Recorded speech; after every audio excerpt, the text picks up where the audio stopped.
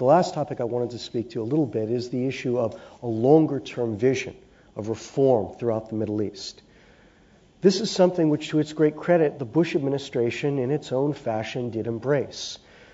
Their freedom agenda was ultimately designed to try to encourage a process of political, economic, and social transformation in the Arab states that would have brought them the same kind of development and progress and hopefully prosperity that other regions of the world, Europe, East Asia, South America, parts of other areas of the world have also experienced over the last 40 or 50 years. The idea was a good one, and we can't abandon that idea. It's just unfortunate that their execution was so poor.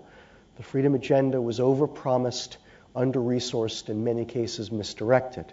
And I think right now it's an open question as to whether overall the freedom agenda helped to advance that ultimate goal or set it back because of the disparity between its actual commitment and the goals that it set up. I'll leave that to Tammy to explain and to judge for herself. I'll leave it to all of you to judge for yourselves. But I think that it is clear that the goal itself was absolutely critical to the interests of the United States and to the best interests of the people of the region and the people of the world.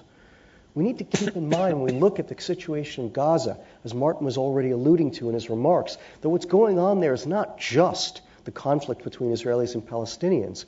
What's going on there is the utter destitution of the Palestinian people. The fact that their social, economic, and political institutions have utterly failed them. And have failed them because of the malign and in some cases benign neglect of a whole range of different actors, Israeli, Palestinian, American, European, international, you name it.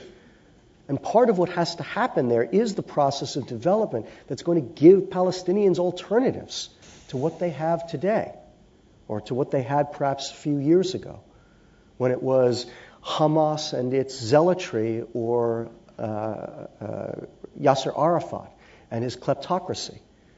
Left with circumstances like that, left with choices like that, what population has any good choices? And so much of what has to happen in the Middle East is creating a new process whereby the people of the region have different choices than those they've had in the past, better choices than they've had in the past.